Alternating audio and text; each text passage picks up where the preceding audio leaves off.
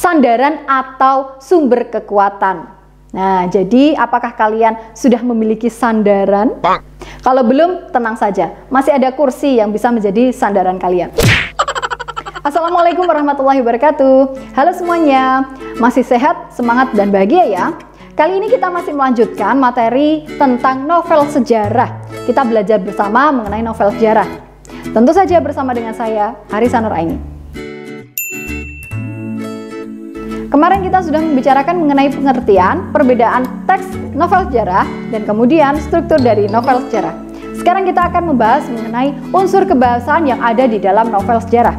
Unsur kebahasaan dalam novel sejarah itu ada 5 ya. Yang pertama adalah menggunakan banyak kalimat yang bermakna lampau. Banyak kalimat bermakna lampau di sini maksudnya adalah kalimat atau bahasa yang mungkin sudah jarang kita pakai pada masa sekarang, atau makna lampau di sini maksudnya adalah karena novel sejarah tentu saja mengungkit peristiwa yang terjadi di masa lalu. Ya, jadi masa lampau di sini boleh dari segi kebahasaan, boleh juga tentang peristiwa yang terjadi di masa lampau. Contoh kalimatnya silahkan disimak berikut ini. Kalau kalian perhatikan, ada kalimat prajurit-prajurit yang telah diperintahkan membersihkan gedung bekas asrama telah menyelesaikan tugasnya. Kita bisa lihat bahwa bahasa yang digunakan itu masih bahasa yang sekarang ya. Kita juga bisa memahami arti dari kalimat tersebut. Nah, kemudian ada kata telah. Berarti kalau telah itu kan sudah dilakukan atau terjadi di masa lampau.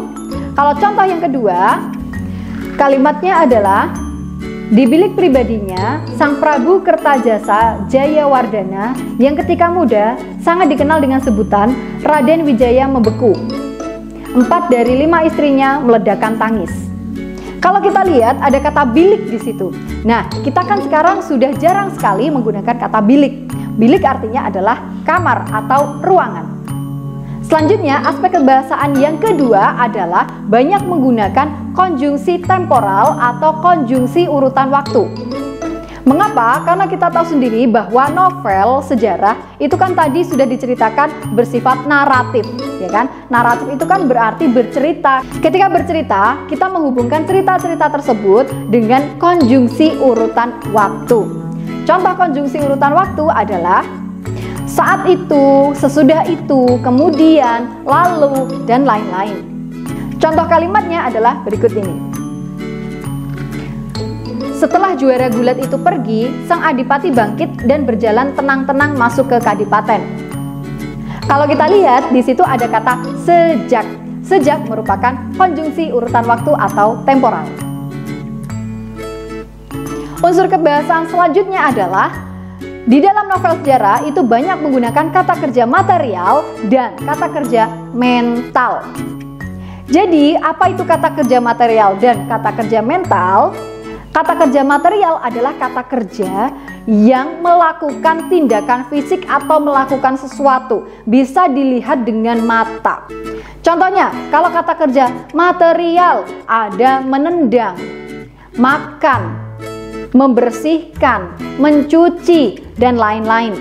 Kemudian kalau kata kerja mental itu berarti adalah kata kerja yang menyangkut perasaan atau kata kerja yang tidak bisa kita lihat secara langsung begitu ya. Contohnya adalah kata mendambakan, menginginkan, mengharapkan, ya kan? Sama seperti kalau misalnya kalian mendambakan seseorang, itu kan kita tidak bisa melihat secara langsung kan? Mata kita tidak bisa melihat, tapi kita bisa merasakan. Nah, jadi begitu. Unsur kebahasaan yang keempat adalah di dalam novel sejarah itu bisa menggunakan kalimat tak langsung dan kalimat langsung. Ya, jadi dua-duanya dipakai semua di dalam novel sejarah. Contohnya kalau kalimat langsung berarti ada kata menyatakan, kemudian ada kata menurut. Nah, contoh kalimatnya adalah menurut Adam, Inul merupakan contoh sosok wanita yang bekerja keras dan pantang menyerah. Nah, ada kata menurut, itu merupakan kalimat tidak langsung karena nggak langsung ngomong begitu ya. Kemudian menggunakan kalimat langsung otomatis ada dialog di dalamnya. Biasanya pemakaian tanda petik 2. Jadi ada dialog di situ. Kalimat tersebut menunjukkan tuturan langsung. Contoh kalimatnya seperti berikut ini. Kalian bisa lihat ada tanda petik di situ. Mana surat itu? Kalimat yang kedua, ampun Gusti Adipati, patik takut, maka patik bakar. Surat apa Nyi Gede? Lontar ataukah kertas? Unsur kebahasaan yang kelima atau yang terakhir adalah di dalam novel sejarah itu menggunakan banyak sekali kata sifat. Tentu saja untuk menjabarkan waktu, tempat, suasana, tokoh, ya kan? Jadi kata sifat itu sering dipakai. Misalnya, pemandangan pagi hari ini yang sangat cerah dan indah. Nah, cerah, indah merupakan kata sifat, ya kan? Atau contoh kata sifat yang lain adalah misalnya ada bijaksana, bertanggung jawab, dermawan, dan lain-lain. Kemudian selain unsur kebahasaan tadi yang saya sudah bilang, ternyata di dalam novel sejarah itu masih banyak menggunakan makna kias maupun peribahasa. Makna kias tahu ya? Makna kias itu tentu saja adalah makna yang tidak sebenarnya. Bisa menggunakan majas atau juga bisa menggunakan kata konotasi. Bentuknya bisa kata maupun frasa. Kalau kata merupakan satu kata, kalau frasa itu gabungan dari dua kata atau lebih. Contoh kalimat yang menggunakan ungkapan yakni, mampukah Cakradara menjadi tulang punggung mendampingi istrinya menyelenggarakan pemerintahan? Kata tulang punggung di situ tentu saja bukan berarti benar-benar tulang yang ada di punggung kita, bukan. Tetapi tulang punggung maksudnya adalah sandaran atau sumber kekuatan. Nah, jadi apakah kalian sudah memiliki sandaran? Kalau belum, tenang saja, masih ada kursi yang bisa menjadi sandaran kalian.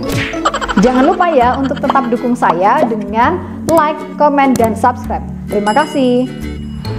Selain menggunakan ungkapan, di dalam novel sejarah itu juga sering menggunakan peribahasa. Baik peribahasa yang di dalam bahasa Indonesia maupun peribahasa yang menggunakan bahasa daerah. Contohnya adalah peribahasa yang menggunakan bahasa Jawa, seperti kalimat berikut ini. Hidup rakyat Majapahit boleh dikata gemah ripah loh jinawi, kerto toto raharjo. Hukum ditegakkan, keamanan negara dijaga menjadikan siapapun merasa tenang dan tentram hidup di bawah panji gula kelapa. Gemah ripah loh jinawi itu adalah artinya hidup di bawah kemakmuran dan ketentraman. Selanjutnya kita akan membahas mengenai nilai-nilai apa saja yang ada di dalam novel sejarah. Yang pertama adalah nilai budaya. Kalau kita membicarakan mengenai budaya, berarti kita membicarakan mengenai nilai yang ada hubungannya dengan masyarakat, peradaban, maupun budaya dalam suatu masyarakat. Ya, jadi kalau misalnya di Bali ada budaya ngaben atau membakar mayat. Itu merupakan salah satu budaya yang berkembang di Bali. Atau kalau di Jawa misalnya ada budaya suronan, atau kalau di Dieng itu ada budaya di mana potong rambut anak gimbal itu. Nah, itu juga ada. Jadi ingat, budaya itu adalah hubungannya dengan peradaban atau kebudayaan dalam suatu masyarakat. Nilai yang kedua adalah nilai moral atau etik. Jadi kalau kita membicarakan mengenai moral, berarti nilainya adalah mengenai baik buruknya sesuatu. Ya, jadi ini tuh ada hubungannya dengan sikap, ini tuh benar atau salah sih sebenarnya. Nah, moralnya itu seperti apa? Atau kalau misalnya kalau yang etik, itu kita seharusnya bagaimana bersikap. Baiknya itu seperti apa kita bersikap. Contohnya nilai moral tentu saja kalau misalnya ada pembunuhan, itu baik atau buruk kira-kira. Jadi nilai moral atau nilai etik adalah nilai yang berkaitan dengan baik atau buruknya sesuatu.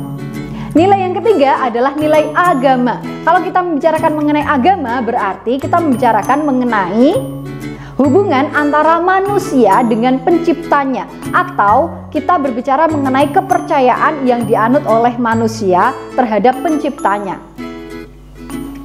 Agama itu ada banyak ya, ada Islam, ada Kristen Protestan, Kristen Katolik, ada Hindu, Buddha, Konghucu, ada aliran-aliran. Nah, nilai agama itu biasanya bisa kita dapati dalam novel sejarah. Nilai yang selanjutnya adalah nilai sosial. Kalau nilai sosial itu berarti adalah nilai yang ada hubungannya dengan keadaan dalam suatu masyarakat. Jadi nilai sosial bedanya dengan nilai budaya adalah kalau nilai budaya itu adalah hasil dari masyarakat. Tetapi kalau nilai sosial itu adalah pergaulan antara individu dalam masyarakat, begitu. Yang terakhir adalah nilai estetis. Nilai estetis artinya adalah nilai tentang keindahan. Tentu saja di dalam novel sejarah kita itu kan pasti membaca tentang keindahan dari suatu tempat, keindahan dari jalan cerita, keindahan dari suasana, dan lain-lain.